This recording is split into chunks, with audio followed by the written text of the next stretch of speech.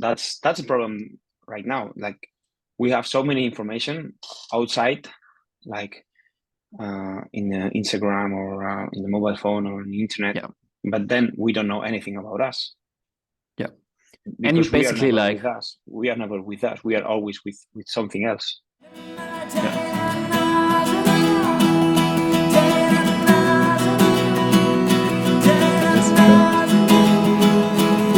Which ones did you watch? I just heard a little bit of the one you did with Matilde. Oh yeah, she was and great. The one, yeah, she's so great. She's a really good girl. I really heard too much.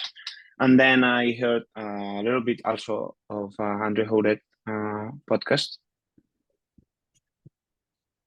Yeah, he was interesting too. But he like kind of catch me off guard because I didn't know before that he was going teams this year. So I was like, what the fuck? It was like the first time he. I mean, I kind of knew because Ninke, she was my flatmate past year. Oh really? So yeah. So Ninke said something like one week or 2 weeks before he said that. So she said that she was trying to go with a no shortcut training team, but I didn't know that if Andre was going on team. So that's a good news to hear from me. Yep. One less spot to worry about. Yeah, exactly. Yeah, we're gonna get into that, man. Yeah, but I mean, he catch me off guard with that. I had a bunch of questions for the season, and then I was like, "Oh fuck!" Yeah. What do I ask him then? It came out of nowhere, right? Yeah. But that's great. I think it's a good decision. Like, it's pretty interesting for me. If you have the time to skip a season, like, it's kind of interesting to just use the team's division to just build a little bit your weaknesses, build them up a little bit, and then come back. We'll see what it's gonna do for him. How old are you? I mean, I'm 25. 25. So you have a chance. Yeah, I hope so. Yeah, I you have a chance of winning it. Yeah, you have a chance of winning it. Yeah. You know what I mean? Like there's a huge amount of like athletes coming in their late like 20s or even in their 30s, and then I always think like, oh yeah, if he isn't not a really anomaly, he's just gonna go to the games, and that's his goal. But 25, you have a chance to go there and to win it. Like, you have some years in front of you. Well, I mean, for now, that the goal is just to make it to the games. Like that should be enough for this year. that's a lot with me. I mean, it could be like the best case scenario for this year is to go there. Once we get there, if we get there, it's gonna be like more about to have fun and learn about the experience, and not to put some pressure on me, because that's weird, and that's not the way to see it. But I mean, also going into the semifinals, if we make it, it's also going to be hard. I mean, the level here in Europe, it's so high. Like, all the athletes are really good at it, and we really don't know about how is the season going to be, because going 60 people in one semifinal, and that's going to be ridiculous. How is going to be the scoring, because that's also an important thing. Yeah. So the better I can do is just go step to step. Now it's the Open, then it's the quarterfinals, and then it's semifinals, and then it's the games. So let's see how each one is going, and if we make it to semifinals, it's really good, and if we make it to the games, it's going to be like amazing season. But we have to go step by step. Yeah, of course. When's the Open starting? Tomorrow? Or well, it's starting like at 8 p.m. So it's gonna be 4 today? Hours. Yeah, they announced it today. Oh, really? Yeah. So today it's Lazar against Björkman. Yeah, and Laura against Gabi. Who do you have? Well, I mean, I mean, I don't know BKG a lot, so I know Laza. He's a cool dude outside of the competition. So I will say Laza, but I really don't know, and I really don't care about it. So I just wanna see how is the open and see what they do, so I can improve it. For the girls, I know both of them because I've been in Mallorca many times. I know Laura and Gavi. So, but I will say like Laura because I know she's training a lot for this season with she's putting a lot of effort. Same as Gavi, but if I have to take one athlete, I will say Lara. Yeah, I think for the girls there is this extra motivation this year because Tia is out, so they think, exactly. oh, now it's really doable, you know. Yeah, and Gavi, both of them, they are thinking like every girl that was in top 10, they are thinking, okay, this is my year. Yeah. I mean, like Laura, did you know that Haley quit Mayhem? I didn't know that. No, I didn't know that. Today or? I don't know. I just a friend told me today. Ooh, really? Have to check that out. And what is she doing now? Another or? She didn't say nothing. She said, okay. I mean, she posted like you know when your ex boyfriend bumps you and you post some shit about that. Like she posted like it's better to be alone than being with bad people or something like that. Oh, okay. She posted that on Instagram. So yeah. Ooh, that's dark. Yeah. Oh, I'm gonna check that out. Yeah. So that's interesting. Yeah, but for the girls, like Laura, she like chipped away a little bit of the gap like Tia had in the last couple of years, but now like it's an open field, man. I think there are like more or less like 5 to 6 girls who can take it in my eyes. Yeah, I mean, I really think that Laura, she's gonna win the games this year. But yeah, there are a lot of girls. There's Mallory, there's Danielle, there's Gavi. But yeah, I mean, I speak a lot with Axel, which is his boyfriend, and yeah, he's saying like, bro, he's training all day. I cannot see her. Like, she's putting a lot of effort, so I trust him. I trust him a lot. So yeah, I'm really happy about Lara. So she's focusing that way. So yeah, it's really good. I'm excited for that season. Right, like man. Even also the men's field is gonna be like it's gonna be ridiculous. This semifinal in Europe, I think it's gonna be the biggest and most exciting like competition in Europe to watch yet.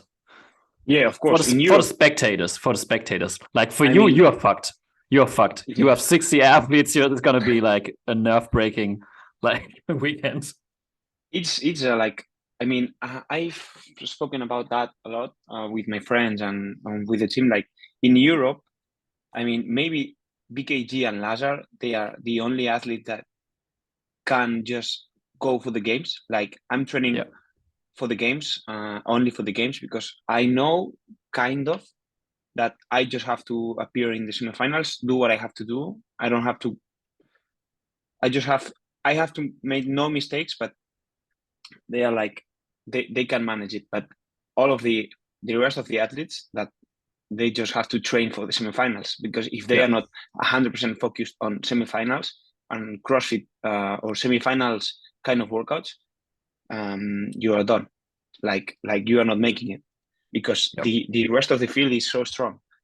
I mean, I think that in Europe, there's like average CrossFit from the 1 to the 60s, the level is so high, maybe more than in the States. Yeah, I think so too. I've been like preaching for the last years, we need more spots in Europe. We need more spots because, yeah, like you said, the level is like, it's ridiculous.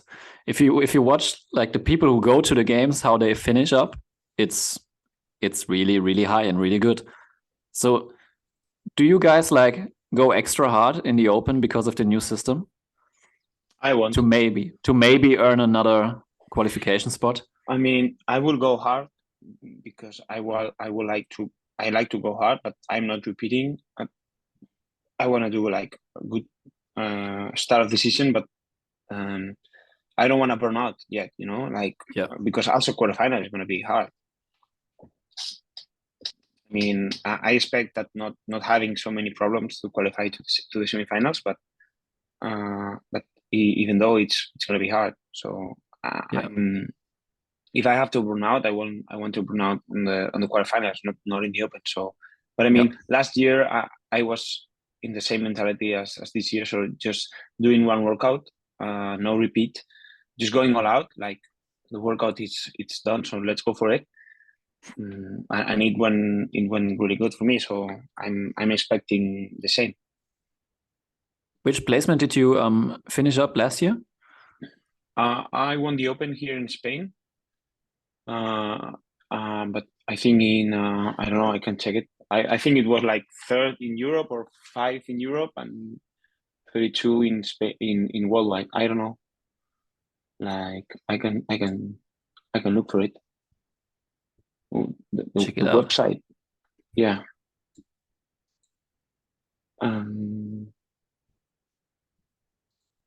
The website of CrossFit they changed it. It's new. It's kind of so yeah. I was 34th in worldwide. In Europe, 6th. Who was first in Europe? Victor Jundal. Oh, Victor Jundal. Okay, yeah. Interesting. And then, did you make it to the semis, or did you stop at the quarters? So the thing, last year I was planning to go to in a team. Okay. But then after just after the quarterfinals in individual, that I did not do it because I was training with the team. They disqualified us, so we were not eligible. Yeah, but that's a bummer. But I mean, I did the quarterfinals, but I did not pay for it. You didn't sign up, okay? No, exactly. But with the leaderboard, I was like 30 or 20, something like that. But it was a tough moment, but you learn from that. That sucks, man. That sucks. Did you want to go with a team to get the experience of the game, or? Yeah, exactly. What was the decision behind that? Yeah, I mean, last year I was feeling that semifinals was okay, but I wanted to feel the experience about the game so I can get more experience and feel what is it to be there. Because I thought that going 1 year as a team and then going as an individual, because I was not seeing myself going individual and make it to the games last year. This year is, I mean, I see that dream kind of closer, but still it's so hard. So that's what we did, but we were not eligible. So I went some other competitions that were kind of a semifinal, but it's not the same. Yeah, I mean, it's like you said, the region is like crazy compatible. I think last year, like Luka Jukic told me that he thinks that no one in Europe can say for sure I'm going to the games. Like exactly. I mean, it's true. I mean, if you see last year, who went to the last chance qualifier? I think Janikowski even went to the last chance qualifier, wasn't it? Yeah. They were 11 guys and he's basically a name. If he shows up at the games healthy, he is gonna be top 10. Yeah, he did like top 15 or top 20 this for the games.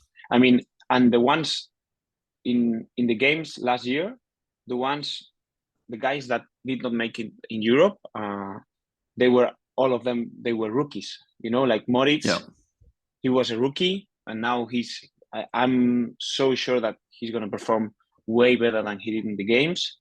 There's Enrico Zenoni that he's so young.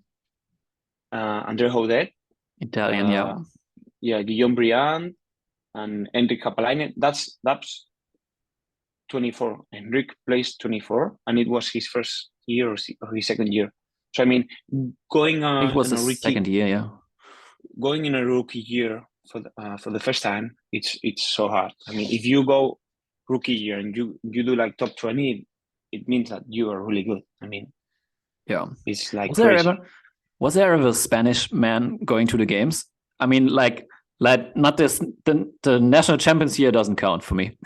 Yeah, for me neither. No, non-Spanish guy. There was a girl last year, but non-Spanish guy have ever made. The one who's close, it was Fabi, Fabi Benito. He's he's a friend of mine, and he's training with us, like with me all year long here in San Sebastian. He has, I mean, yeah. He's on 2021. He placed 6th in the semifinal. I think it was like 2 or 3 points out of the games.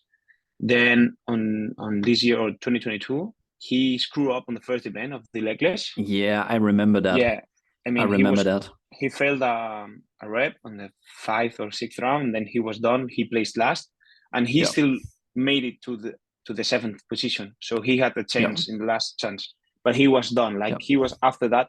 He put so much effort on doing that, and then he was done. But that was crazy. Like, yeah, I remember that. Like Brian Friend on the live stream, he was like preaching Benito really, really high that he is gonna expect really good things at the semifinal, and then he totally fucked up the first workout and basically was out. Like that, the fact that he even made it. Yeah, the fact that he even made it to 7th place then was really, really good. Impressive. If he could have like a 15th positions, yeah, he would have gone the first event. Yeah, I mean, he's he played 8th, not 7. Yeah, but then he has like 30 in the first event. Then he has 13, 6th, 2nd, 9th, 5th. Yeah, I mean, that's he ridiculous. Has like he was just 60 points ahead of Enrico. He was the 5th one. So that's like nothing. But that's how it is. Like you mess up one workout and basically you're done. Yes. And that's gonna be even more important this year with 60 athletes. Like you said, we have to wait how the scoring system works, but it's gonna be insane. Like, and I'm really excited how they manage it. Like if they run it like in the years before, like 10 people per heat, like the last workout will be really interesting because you will basically have no idea who's going until they announce it. Like even the second heat will be like really like because the punctuation, it was so close. Like in lowlands, it was the third one was 451 points. The 4th one was 449. The 5th one was 448. So 3 points. And then the 6th one was 435. That's 13 points. That's like 2 spots. Interesting. Yeah, that's it's crazy. Gonna be sick. It's gonna be fun. I mean, it's gonna be tough, but it's gonna be fun. You know, like these years we're having on the games, like on the semifinals, it's being like crazy experience because the level in Europe it's so high. I will love it. It's gonna be so amazing as a spectator. You're gonna be all there, the right? people for sure. It's in Berlin. It's in my country. You're from Berlin? No. I'm from Bielefeld, but it's like maybe 4 hours from Berlin. But if it's in my country, I have to go, you know? Yeah. I can't miss that. So I was going to ask, you're located in San Sebastian? Yes. Ooh, that's a beautiful place, man. Yeah, have you been here? Not there, but let me see. Bilbao, maybe? No, I watched a little bit more inland, like Pamplona, Burgos, Leon. I was born in Pamplona. Oh, really? Cool. Yeah.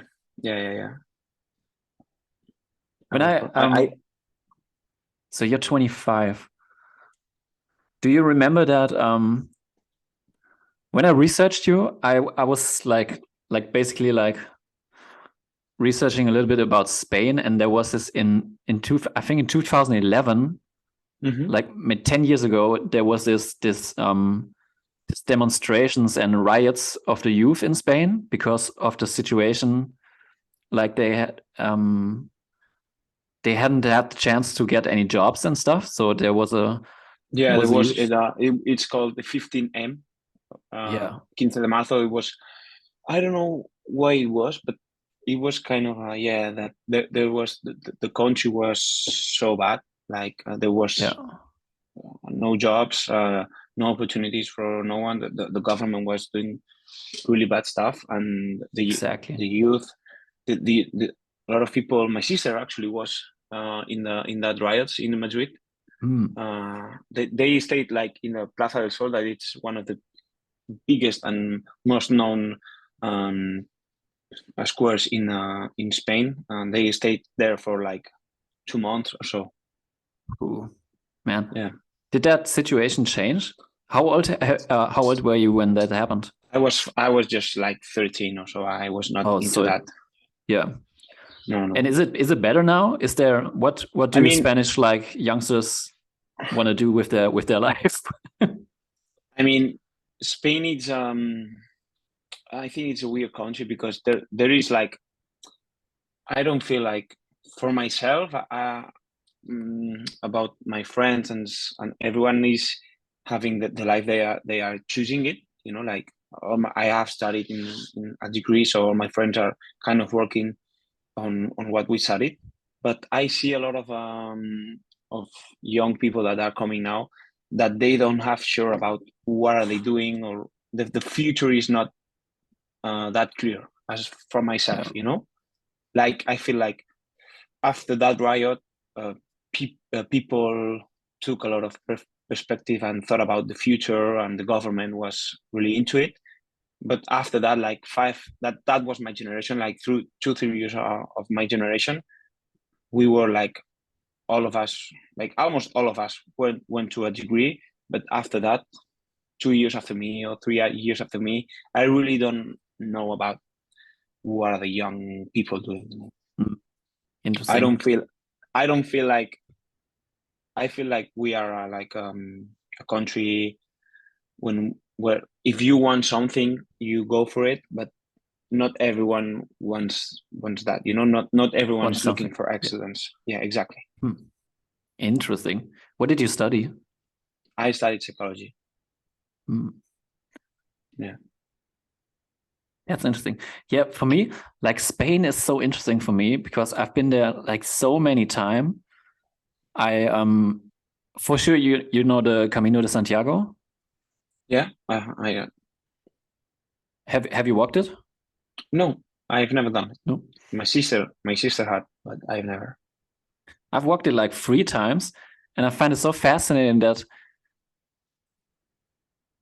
like in a country where so many people from all over the world visit to do this pilgrim path, you know, to find themselves and to have spiritual like experience, there has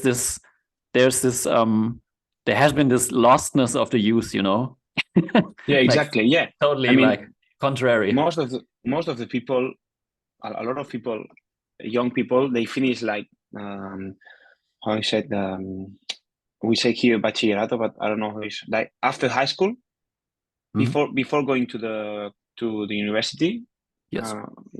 So they a lot of people take like a year off to find themselves, you know, but because as you grow up, you're just, everyone is saying to you like, you have to study, then you have to get a degree, you know, but many people just get a degree and they didn't know which degree. I mean, I'm in high school, I'm good at sports, so I'm doing a degree in sports. Or I'm good at maths, so I'm going to do a degree at maths or engineering, you know. And then you get there, you go there, and you don't know anything. You don't know anything about you, and you don't see that because everything is going fine. But at the first moment that something comes up and it's not as you like, there is when you have problems, and there's when you have to face the reality, you know, like, why am I studying this degree? Do I like it? That's a problem right now. Like, we have so many information outside, like in Instagram or in the mobile phone or on the internet, Yeah. but then we don't know anything about us. Yeah. And you Because we are basically never like, with us. We are never with us. We are always with something else. yeah. Yeah, and we can do like, basically, because of globalization, you can do anything, but that's also a problem because like it's so overwhelming, you know. If you don't Yeah. if you don't know yourself, you have all the opportunities in the world, but what do you want to do? And I really like that about the Camino de Santiago, because it's cheesy, but there is this point at the way where you're like kind of done with thinking and you're just there. And I really like that. That's why I returned like 2 times, because like for me it's always happening like after 2 or 3 weeks, when you're walking, you think about everything, you know. You think about your friends, what you want to do, what you did in the past, and relationships, this, that, and suddenly there comes a point where you have to thought about everything, and then you're just there, and you walk, and then you realize that after some hours, oh, I'm just walking, I'm not thinking. Yeah, exactly. It's really cruel. Yeah, that's true. I really like that about that's because Spain has such a place in my heart. But man, when did you find CrossFit? So I found CrossFit in 2013. In the summer of 2013, I used to play football before. Like I was soccer or American football? Yeah, no, soccer, like soccer. Yeah. Yeah. So I was by that age, I was like 15 or so. So a friend of mine, his old brother, found CrossFit. So in that summer, he showed us about CrossFit, and we started doing workouts like because of so we can work out preparing the season, you know, for soccer. But as soon as the season started, like in September or October, I just quit. And I did that next year, 2014, I did the same. Summer came and I just trained with him. And that was like for until 2017, I was doing that, just like training 3 months, 2 months, a year. And then in 2017, I was playing football here in Spain. I was in Catalonia before. Like I was not. I used to live in Barcelona, so I was playing there football, and then football was just like, okay, I'm not feeling this anymore, and I started doing CrossFit every day. In just right after the Open of 2017, like in April or so, and since that I just started doing classes like one hour every day. Then I started doing classes and something else, and then I started the program that was over there in Barcelona. And then last year, 2021, I just tried to be more professional. I came here just to train with the training cultural crew, and since then I'm here. And now I'm just like fully committed to this. Was it always in your mind, or was there like a moment where you realized, I'm kind of good at this, let's go for it? Or I mean, I've never felt like I was good at it, because when I started, I've never known that this could be like as a lifestyle, you know, like I could never thought that I could live, I could have income from doing CrossFit. So I did this 2019 Open. That was like my first Open in like fully like training, like having all the movements. I placed like 10th or so, 12 or 15, something like that in Spain. That was kind of good because I had a lot of by that time I had like I remember that there was a street handstand push-up workout, and I sucked at it, and I still placed like 15 or so. And then that year was like 6 months after that. There was like this another time the same Open, like 2020 Open. Yeah. I placed second, and I Oh, was wow. like, okay. So you made a it jump was- in one, and basically the same year you made a jump from 15th to Yeah, second place. yeah, exactly. And then I was okay. We can do this. But it was not until 2021 last year that I started, because by that time I was still in college. I was not training that much. Now I see Yeah. all the amounts of hours I'm training, and I was just like, okay, how was I that good by that time? Because I was training like I was like training like 3 hours, Yeah. just in the morning, just one session, and I'm Yeah, doing one 3 hours session a in the day. morning. Yeah, Yeah. and now I'm doing like 3 sessions in the morning. I mean, one session in the morning about 3 hours, and then I'm doing like 2 hours in the afternoon. And I'm like, yo, what was going on by that time? Like, I was so fit, just training. So I was not training that much. Yeah. And then I placed again Interesting. second in 2021. Interesting. And then yeah, it's crazy. And is Fabi Benito the number one in Spain? Yeah, he's been number one 3 years in a row. How big is the gap between you two guys? Is it like really close, or is it like it depends on the workout, but he's so strong. Like, he's crazy strong, and I really feel like he has no weaknesses. Like, he does everything really good. And by myself, I don't feel that I have a little bit of weakness in soft movements. I don't move as good as he does in the movements and the workouts. But yeah, I think he's way better than I am. I mean, not a lot, but yeah, he's better than I am.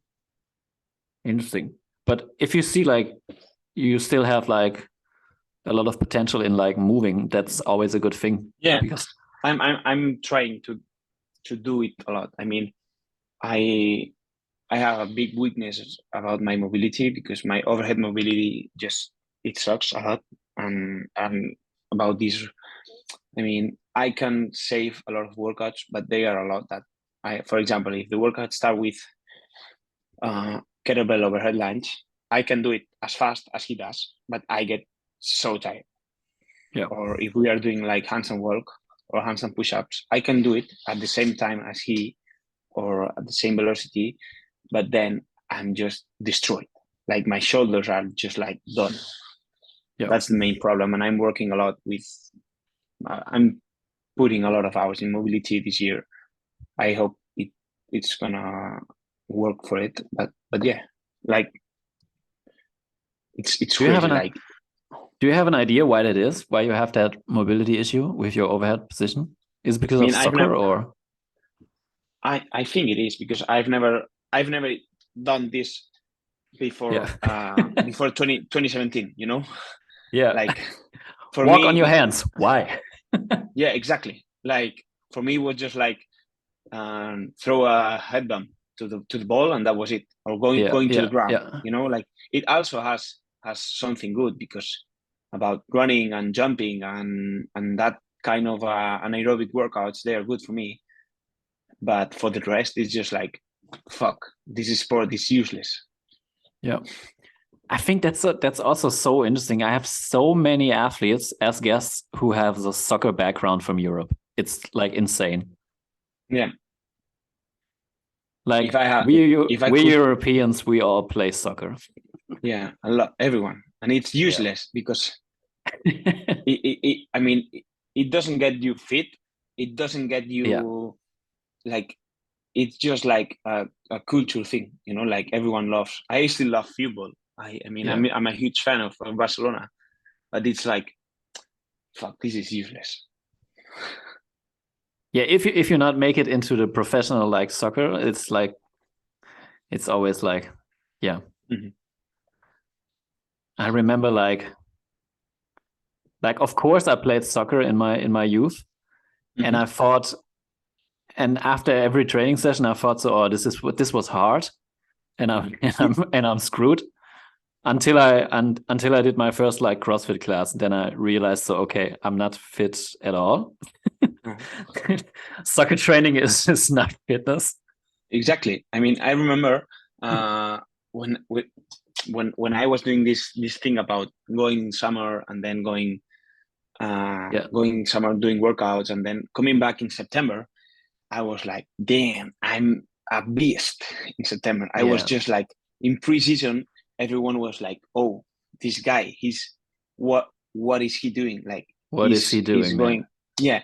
And then the season goes on. We are now in June. I'm coming back to CrossFit and I'm like, yo, I'm worse than I was a year ago. Yeah, like because you can't do both, can't you? Like, no, I mean you can do both, but you cannot do both in a good way, no? Yeah. Do you know a lot of soccer players who like do CrossFit in the off season, or is it still like, don't hurt yourself?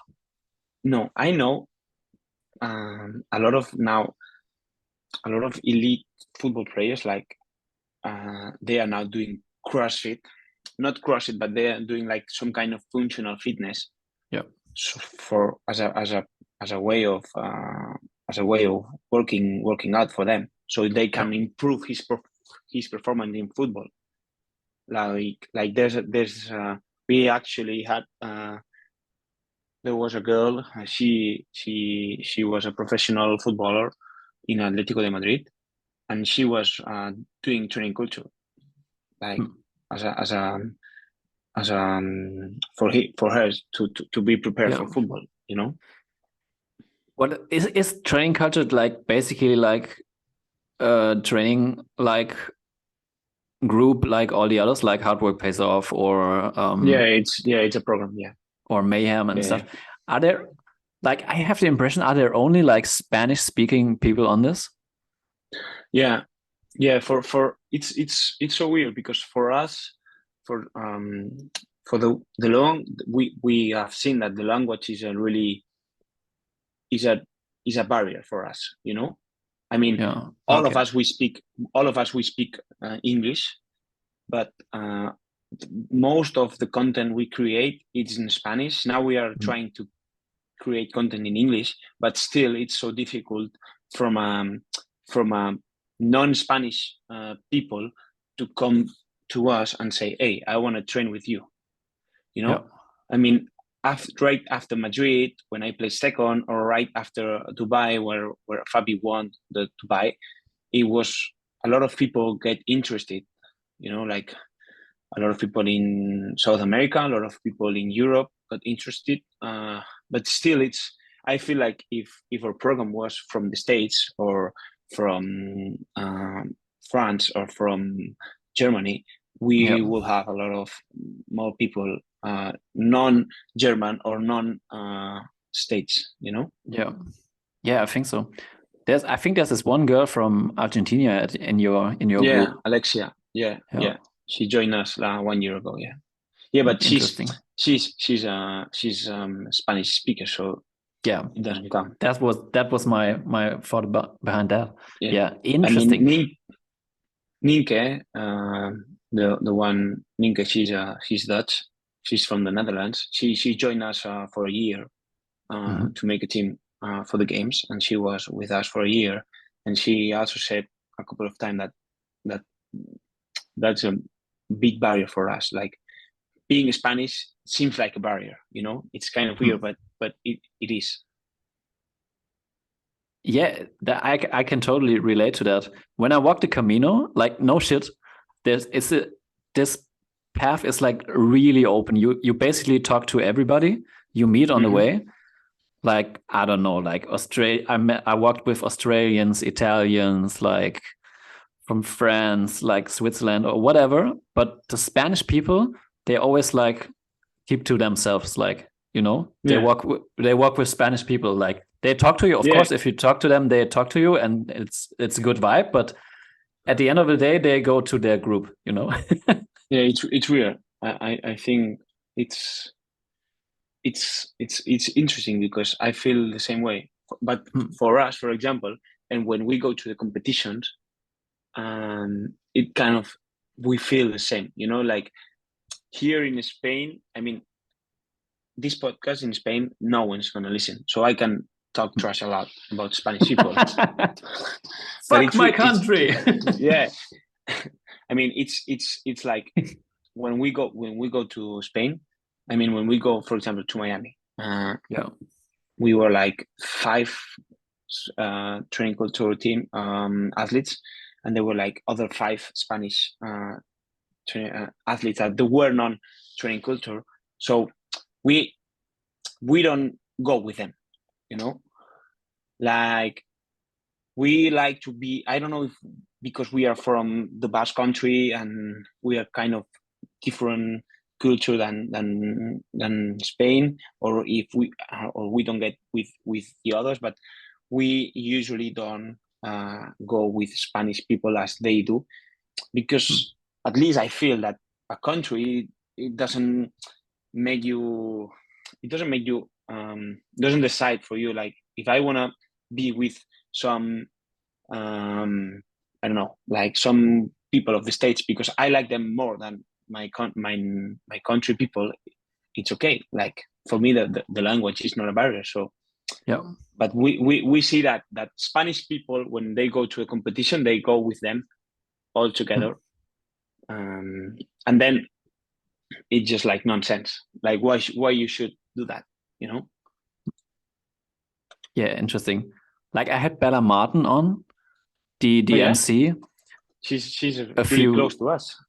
Yeah, and she was telling me that like basically training culture like had like a insane amount of athletes like going to Wodapalooza, to Miami, like maybe 25 or something like that. Yeah, a lot. Like in total, like was it like did you like book one plane for yourself and when there were 25 people? We could have done that for sure. Yeah. What's the main airplane company in Spain? I think it's Iberia. Yeah, Iberia. One Iberia plane just for you guys. Like you can print training culture on the side and then just that would be sick. Can you imagine getting into the States with flying into Miami plane. with your own plane? Yeah, we are a big crew. We are a big. That's big insane. Crew. How many like athletes are on this in this group? Right now we have I mean we have actually we are the ones we are here in San Sebastian, like in the train, because we have here like a HQ, saying in that way. We are almost like 10 to 15, depends on the day. And all 10 of us are like semi-final athletes. I mean, I think we are the biggest group of training here in Europe with the most level athletes as a group, you know. Like where can you find 10, like 5 guys and 5 girls with the potential of making it to the semifinals? Yeah. And how's the vibe between you guys when you're on a camp or whatever, when you're all together? Is it not like crazy competitive? We never do camps actually, because every day is a camp. So yeah, I mean, there's we don't compare ourselves, because the majority of the workouts we do, they are imams, most of them, and then there are workouts, but we have never had a fight or a discussion within a workout. Never. The boys never. The girls maybe one time or two, but but we have never had a discussion. Like me and Fabi, we are really close, and we are the best in the group. So no one is fighting. You know, like everyone knows. I mean, if there's a barbell workout, I know that Fabi is gonna beat me, but I will try for all the things in the world to be close as I can. And if there's a running workout or a cardio workout, I'm gonna win, but he's gonna be close as he can. You know, that's we do that all the way, like all day long. I mean, and we are training so much. It's crazy the volume we are doing like right now, and it's like sometimes it's like, okay, let's go for it, but please don't make me go all out because I'm gonna die. You know. Interesting. Do you think that's like a characteristic of like you Spanish guys, that you can train in a group together because you stay together? Like I had Snorri on the other day, the manager of all the I know him. A lot of people, and he told me he couldn't have like on his roster, he couldn't have like Sarah, Annie, Catherine, for example. He can't have like basically like 10 like top 10 athletes, because it's going to be too competitive. And of course they're all going to be like smiles and yeah, we're friends, but they're going to kill each other. He told me. Yeah. Do you think that's different in Spain? I don't think that's different in Spain. I mean, there are just a lot of not bad, but competitive people in a bad way. But I don't see competition that way. I mean, I trust myself so much that I know if I have the potential to beat everyone. I just need time and I just need to put the effort. But that doesn't, I mean, if I go all out and I place 5th or 6th, it's just like, that's what I am at right now. I'm not blaming anyone. You know, I'm not complaining. It's just what it is. Yeah. And I don't feel like we are lucky here. It's just like you surround by for the people that the bike that you are chasing. If you are like that, you're gonna be surrounded by people like that. Because I can tell you that when I beat someone in a workout and people are complaining about me, I'm gonna have a fight. And in the same way, if someone beats me and I do that, I complain and I just attack him, that's not the way you have to work out, because we are not enemies. We are allies. You know, like we are a team. That's what when because Fabi and I we joined training culture kind of the same dates. It was I joined training culture in December 2021 and he joined on February 2022. Like Do you know how long this like exists, the training culture? Yeah, since Alex Sanasagasti, he made it to the games like in 2019. So right after that. Okay. Maybe a little before that. I just, I think it was kind of 2018, 2019. Yeah. Mm-hmm. So that's fresh. It's fresh. Yeah, the company by itself, it's fresh, but the coach, Mike, he's been training a lot of athletes in the last years. Like he's really good. He's a doctor in physiology. He has like a master's degree in concurrent training, which is basically CrossFit. So he knows a lot and he's really good at it. So the thing is, like, we joined training culture almost at the same time. And here in Spain, there were a lot of people, oh, that's going to be like crazy. They're going to fight every day. They're going to, that's not going to work out well. And you see, like, the expectation were way worse than the results, because the results are being amazing. So, and you guys are really good friends. Yeah, we are close. Yeah.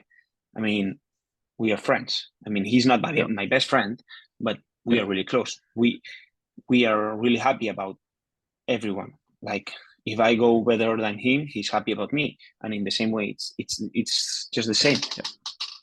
And I think that's a really healthy like mindset, because at the end, you only can control what you do, you know? Yeah. And if someone is better than you and you've been all out, like you said, and if you go all out and someone is better than you, he's just better at you and you have to work more. So that's basically it. Like, do you think it's more like when you consider this, do you think it's more exhausting to compete against the clock than compete against other athletes? For me, it's I mean, I feel like doing a workout it's way easier than doing, for example, if you have a 4 time like 30 20 10 something, it's easier to have an EMOM because the EMOM is just like that's the numbers, that's what you have to do, and you never win. You always can lose. If you do it, it's what you are supposed to do. But if you don't do it, it's just like So we are training a lot by EMOMs, or like every 30 seconds or every 20 seconds. We do that a lot. And it's just like you're always losing against the clock, not against anyone, just against the clock.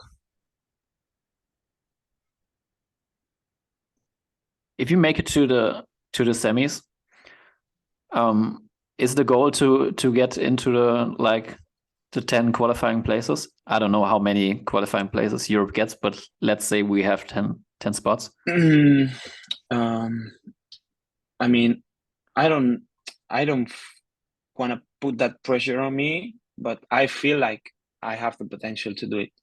As many other athletes, you know, I think that there are like 15 to 20 athletes that can do it. Depends. I mean, the semifinal, it's a really difficult place because you have to be lucky about the workouts. You have to be lucky about host the train going about that last month or that preparation. You have to be lucky about not feeling sick, about not having any personal problems. You have to be lucky about the weather. I mean, there are a lot of things that you cannot manage, and it's just like, of course,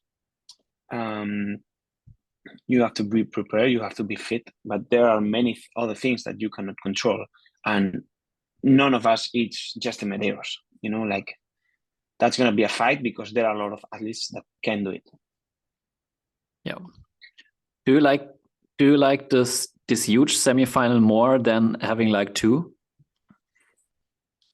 I don't know. I mean, I think it's more fair. That's true, yeah. Because if you see, I mean, for example, in 2021, that was the first semifinal. Athletes that did not make it in one semifinal, they could have made it in the other, and they were the same workouts. So that's not fair. So I think it's okay. What I don't see fair is that Europe is not getting more than 10 spots. We'll see how is it working, but I'm sure we deserve more than 10 spots. Yeah, I think so too. Like I've watched like an explanation video for how they do this ranking system, but I still don't understand it completely. but let's see how it works out. Yeah. Let's see. Man. Yeah, tell me. No, what did you want to say? No, that it's gonna be, I mean, about this new ranking. I like that it seems to be more fair, but I still don't know about, because Asia is getting 2 spots, and I think there are just like the only athletes who's in the top 10. Maybe it's just Roman Kronikov. Yep. But he's going. I think they made an exception for him. He's going to compete in the US. So yeah, exactly. So there are 2 free spots in Asia, basically. And then in South America, they have 2 spots, which I don't know why, because I think it's way easier than in Europe. Africa, I don't know if they deserve 1 spot. Like I think it would be amazing if someone from Europe just decides, oh, I'm gonna move to Africa. I mean, I mean, yeah, I mean, like Fabi coming to you. now that, Hey, and now Aniol, that I'm moving to so yeah, South Africa. South Africa. Sorry. I'm moving to China. I'm moving to China. Yeah, like I mean that's Yeah. you love, but many It could people be are possible. living. Many people are Could be living possible. or making to the games, and if the competition is not on the level as the athletes, because all Yeah. of us we are professional, and many times CrossFit it's not being professional, because if I go to the games, I can earn a lot of more money than I'm doing that now, and I can be more professional than I am right now. And Yeah. for many people, it's just a way of life, you know. And Like you all mean of these if you changes, they are like, okay, this is not pro, you know. yeah. Like you mean if you made it to the games and you can say I'm a games athlete, that's gonna open Of course. like many doors in sponsorship and stuff. Exactly. So you can get more into it. Yep. So you can focus more on what you have to focus. Yep. I would like to live 100% just on training, but I can't. I mean, I'm close to it, but I can't. Do you have an agent yet? Yeah, I have one guy from Spain here. It's like it's a process, you know. Like yeah, of course. It's a process. Once you get to higher levels, you're gonna have more opportunities, you know. And like when I talk to Snorri, like there is much more money in like sponsorships and like stuff like that than like prize money, you know, because prize money is kind of big, but you have to be like basically top 3 or 5 to earn like really good money, and that's pretty hard. Like, yeah, man, interesting. How was you went to Madrid, Dubai, and Miami, didn't you? This year. What would you say is the biggest like competition? I mean, the biggest one I think it's Miami, of course. The one I enjoyed the most. I mean, the one with bigger athletes, best athletes. Yeah, that's what I meant. Miami. It was Miami, by far. And is that how many days is that? I mean, that was like 2 days. 2 days. Yeah. How many workouts? 6. Well, 5. I did 5. So yeah, it was not.